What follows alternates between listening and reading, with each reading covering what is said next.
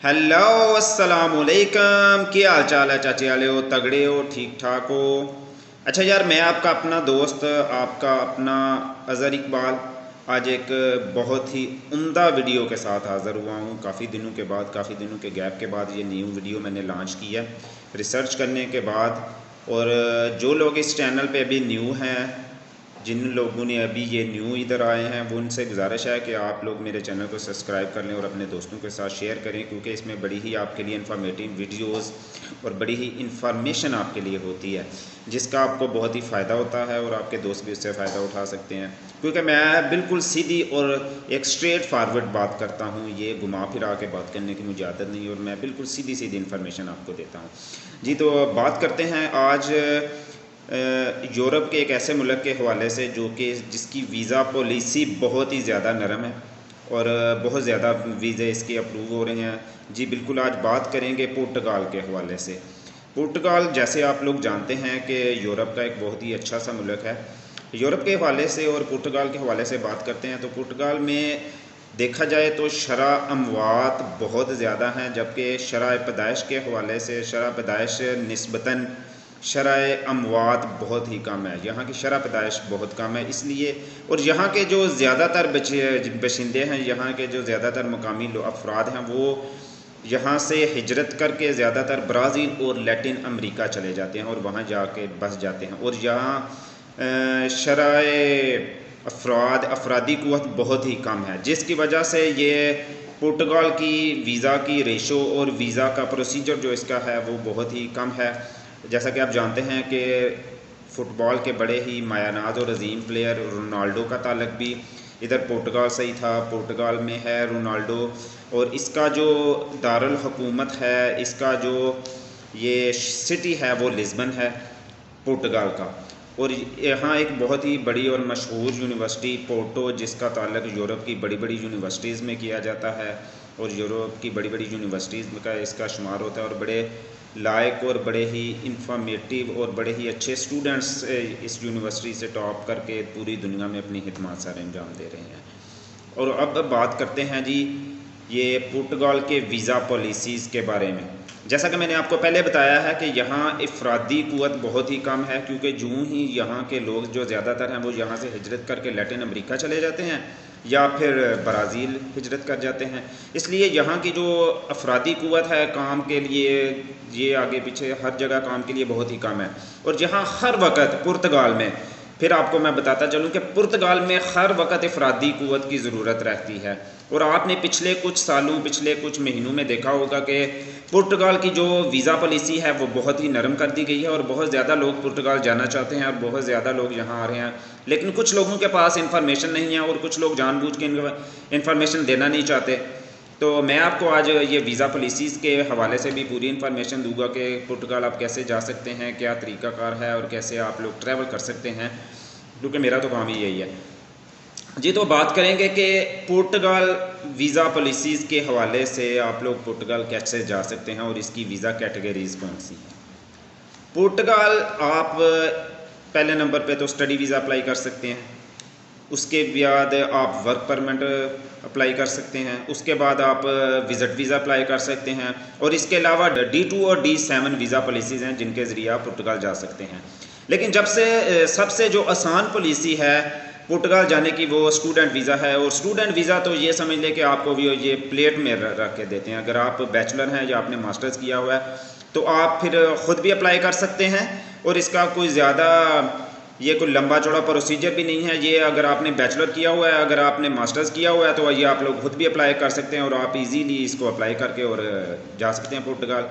और पुर्तगाल में जाने के बाद आपकी लाइफ कैसी होगी, आपको क्या करना पड़ेगा, आप उधर लीगल हो गए या वापस आना पड़ेगा, उसके हवाले से ऐसा है कि जैसा कि मैंने आपको पहले बताया है कि पुर्तगाल इनफरादी क़ुव्वत के हिसाब से यहाँ के लोग बहुत कम ही हैं। जहाँ ज़्यादातर लोग जो अक्सर हैं वो चले जाते हैं ब्राज़ील हिजरत कर जाते हैं या लैटिन अमेरिका चले जाते हैं, या आस पास के जो यूरोप के ममालिक हैं वहाँ चले जाते हैं, जहाँ रहने को वो प्रेफर नहीं करते। लेकिन जबकि हमारे जो एशिया के लोग हैं वो आजकल ज़्यादातर पुर्तगाल को रेफ़र कर रहे हैं और पुर्तगाल जाने में ही वो कहते हैं कि हम पुर्तगाल चले जाएं, क्योंकि आजकल पुर्तगाल की वीज़ा पॉलिसीज़ बहुत ही नरम हैं और वो आसानी से अप्लाई कर सकते हैं।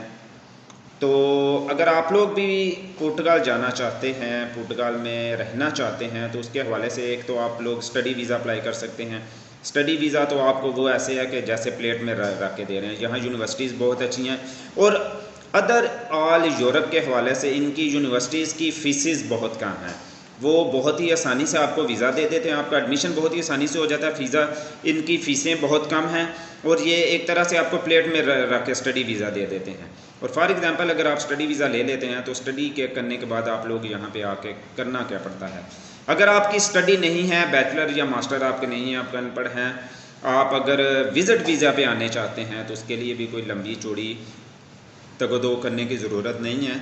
आप लोगों को तकरीबन 40 या 42 लाख रुपए की स्टेटमेंट होनी चाहिए और इसके अलावा कोई छोटा मोटा कारोबार डॉक्यूमेंट्स में आपको शो करना होगा कि हमारा ये बिज़नेस है और आप किसी अथेंटिक अदारे से आप लोग अप्लाई करें तो इंशाल्लाह आपका स्टडी वीज़ा भी, ये दूसरा विज़िट वीज़ा आसानी से लग जाता है। 40 से 45 लाख की स्टेटमेंट दरकार है और कोई छोटा मोटा कारोबार आप शो कर सकते हैं डॉक्यूमेंट्स में।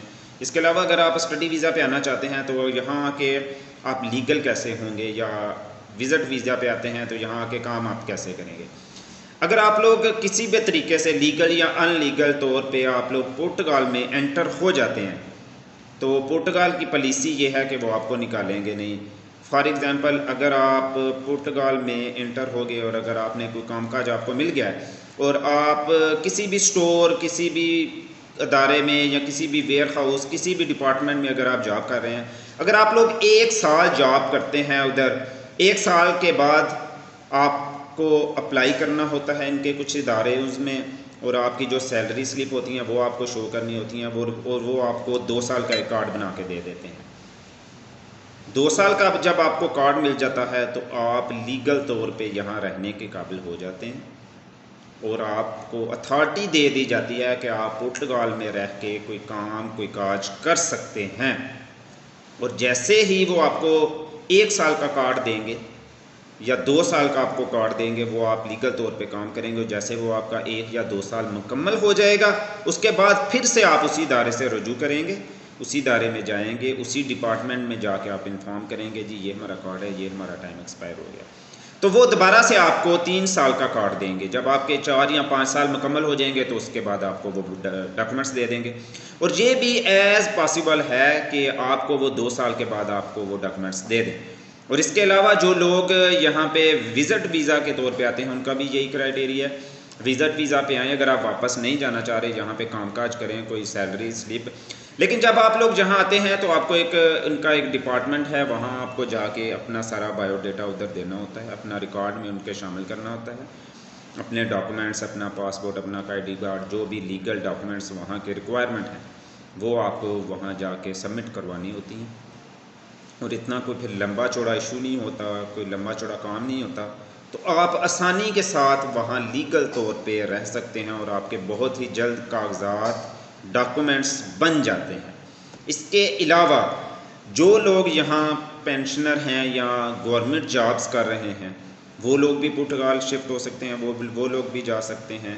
वो लोग जाके वहाँ, ये थोड़ी सी पॉलिसीज़ में और चेंजेस हैं। अगर आप लोग वहाँ जाते हैं 2 लाख से लेके 10 लाख तक यूरो, 2 लाख से 10 लाख यूरो की अगर आप वहाँ पे इन्वेस्टमेंट करते हैं, किसी हाउसिंग सोसाइटी में आप कोई हाउस ख़रीद लेते हैं, बॉन्ड्स वगैरह आप खरीद लेते हैं, जो आप कोई अपना कोई बिज़नेस करते हैं जिससे मुलाजमत के मौके बनते हैं, एम्प्लॉयमेंट कुछ आप लोगों को दे देते हैं, तो वो भी 1-2 साल में आपको डॉक्यूमेंट्स दे देते हैं, आपके कागजात आपको देते हैं। लेकिन ये थोड़ा सा लंबा चौड़ा हो जाता है। ये थोड़ा सा जो बड़े बिजनेसमैन हैं उनके लिए है कि वो ऐसे जाके वहाँ पे सेटल हो सकते हैं, अपना कुछ 2-4 लाख 10 लाख यूरो वहाँ जाके स्पेंड करते हैं, कोई अपना बिज़नेस करते हैं, कोई अपनी शॉप बना लेते हैं, कोई अपना हाउस ख़रीद लेते हैं, यानी कि जिससे कोई बॉन्ड्स वगैरह वहाँ जाके इतने के ख़रीद लेते हैं, तो वो लोग भी वहाँ जाके अप्लाई करके उनके भी डॉक्यूमेंट्स बन जाते हैं। एक दफ़ा मैं फिर आपको बताता चलूँ कि जो लोग अभी मेरे चैनल पे न्यू आए हैं वो मेरे चैनल को सब्सक्राइब कर लें और इस तरह की मज़ीद जो न्यू आने वाली वीडियोस हैं, बेल के बटन को दबा दीजिएगा, उसको प्रेस कर दीजिएगा ताकि न्यू आने वाली इस तरह की वेरी इंफॉर्मेटिव वीडियोस आप तक पहुंच सके। और ये पुर्तगाल की पॉलिसीज़ हैं जो वो मैंने आपको बताई हैं। अगर आप लोग भी अप्लाई करना चाहते हैं तो किसी लीगल और अथेंटिक अदारे से आप लोग रब्ता करें और उसके ज़रिए आप अप्लाई करें। और अगर आप लोग स्टूडेंट्स हैं और स्टडी वीज़े के लिए आप लोग जाना चाहते हैं इधर पुर्तगाल, तो उसमें भी कोई इशू नहीं है। अगर आपने बैचलर किया हुआ है, अगर आपने मास्टर्स किया हुआ है, तो अपने डॉक्यूमेंट्स पूरे मुकम्मल करें, अपनी बैंक स्टेटमेंट, अपने पासपोर्ट, अपने आईडी कार्ड, जो भी इसमें डॉक्यूमेंट्स रिक्वायर हैं, और वो भी मैं आपको बता दूंगा। वीडियो बहुत ही लंबी हो चुकी है, इससे ज़्यादा आगे लोग बोर होना शुरू हो जाते हैं। तो ये मेन जो डॉक्यूमेंट्स हैं वो अपने आप कंप्लीट करें, और ये आप ख़ुद से भी अप्लाई कर सकते हैं। जो स्टूडेंट्स हज़रात हैं जिन्होंने बैचलर किया हुआ है, जिन्होंने मास्टर्स किया हुआ है, वो ये ख़ुद भी अप्लाई कर सकते हैं। और इन स्टूडेंट्स को तो पुर्तगाल एक तरह के जैसे कि प्लेट में रख के वीज़े दे रहे हैं। तो आप लोग देर ना करें। अभी पुर्तगाल की वीज़ा पॉलिसीज़ भी बहुत ही नरम हैं और वो बड़ी ही आसानी के साथ अप्लाई कर सकते हैं। तो जो लोग पाकिस्तान या एशिया या इंडिया, बांग्लादेश, नेपाल कहीं से भी अप्लाई करना चाहते हैं, उन्हें अप्लाई करना चाहिए और अपनी किस्मत आजमानी चाहिए, क्योंकि आजकल पुर्तगाल की वीज़ा पॉलिसी बहुत ही नरम हुई।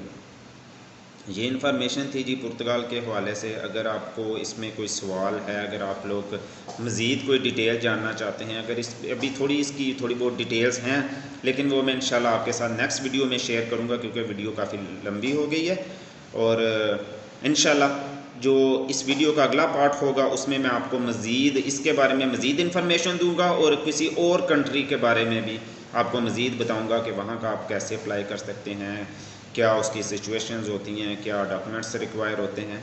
तो जो लोग अभी न्यू वीडियो पे आए हैं, न्यू मेरे ये यूट्यूब चैनल पे आए हैं, उनसे गुजारिश है कि आप लोग मेरे चैनल्स को सब्सक्राइब करें और बेल के बटन को प्रेस कर दें, ताकि न्यू आने वाली वीडियोस का जो इंफॉर्मेटिव वीडियोस हैं उनका लिंक आप तक आ जाए और आपको नोटिफिकेशन आ जाएगा, तो आप वो देख सकेंगे और आप इससे फ़ायदा उठा सकें।